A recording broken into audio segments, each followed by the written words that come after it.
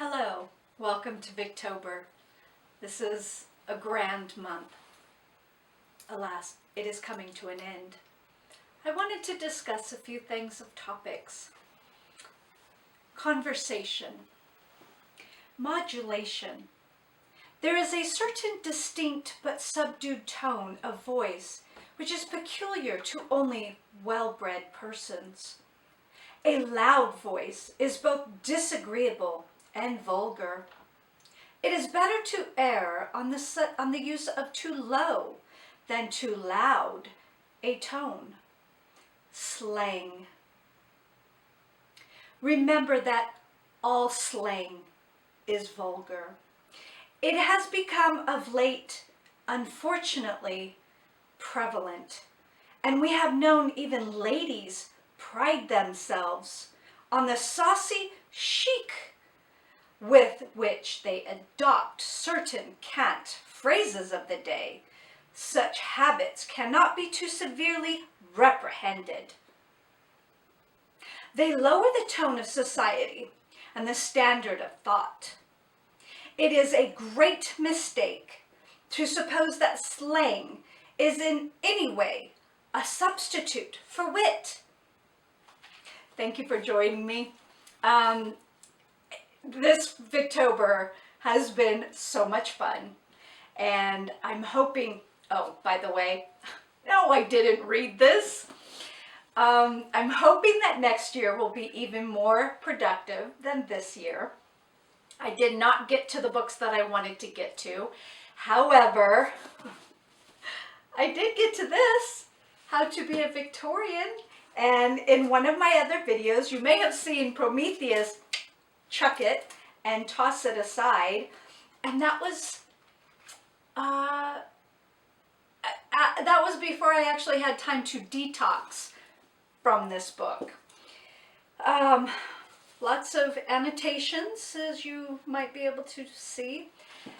The first part that upset me was the inaccurate information of how ill people are recommended to be taken care of in the Old Testament. When I read a nonfiction book, I expect that author to do research and verify the information that they include in their nonfiction book. Verse was not given, and yet it was mentioned that something quite inappropriate is suggested in the Old Testament. I can verify, in fact, it is not in the Old Testament. It is not in the New Testament. It is not in the Bible at all. As a matter of fact, Ruth Goodman got the entire religion incorrect. I won't say which one because I don't want to offend. But if you've read this book, please note that that was incorrect. Please look it up and research it yourself. Do not take the information as fact. Now, since I have had time to detox from this book, I was remembering CallMeAfterCoffee, I believe is the Booktube channel, and I'd forgotten her name.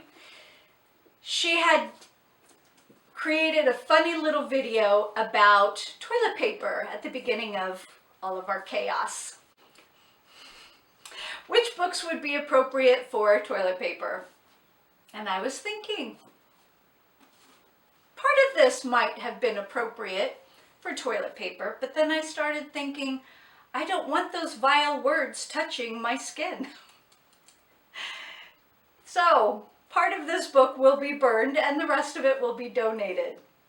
So, How to Be a Victorian. I rated it a 1.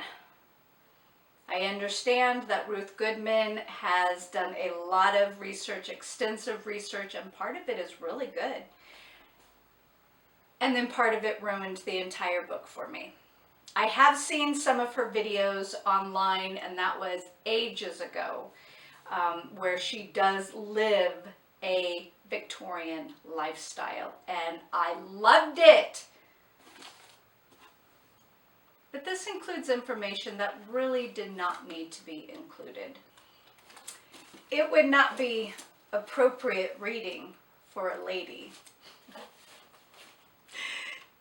Anyway, what else? Well, I was going to discuss a lot of what was happening in America during the Victorian era versus what was happening under Victoria's reign. I did a little bit of research on the potato famine, the Irish famine, how it was neglected, how the people in Ireland were neglected, the suffragettes in each country, in England and in America, and how they differed.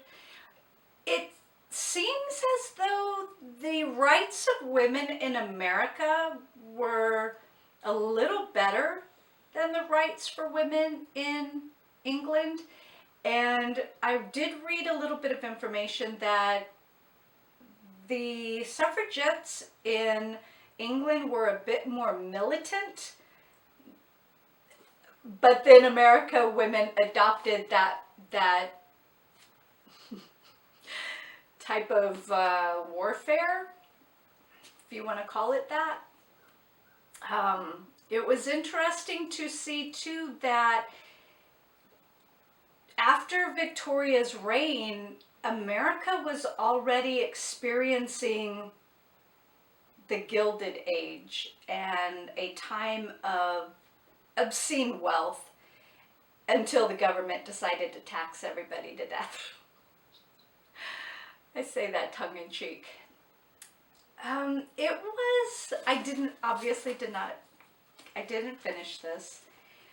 This book, as outdated as it is, still has some relevant information.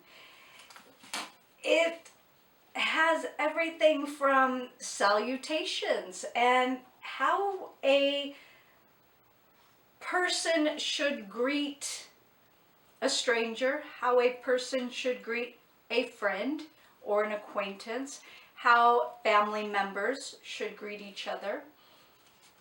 As I was thumbing through this, and I noticed a proper way of addressing family members in public, and it made me think of someone here in America who inappropriately greets their younger generation 2 times over, I believe, or at least one. So not their next generation, but the generation after that.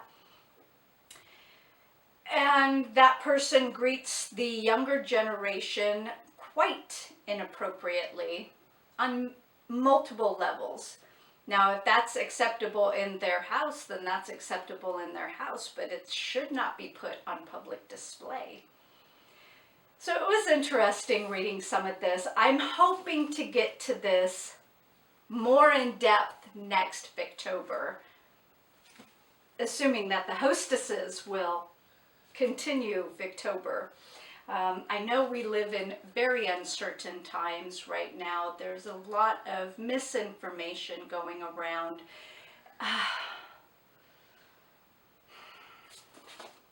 Just like this, do your research. In any case, thank you for visiting. Thank you for joining us. I hope you had some fun and enjoyed the little, I feel like a school marm.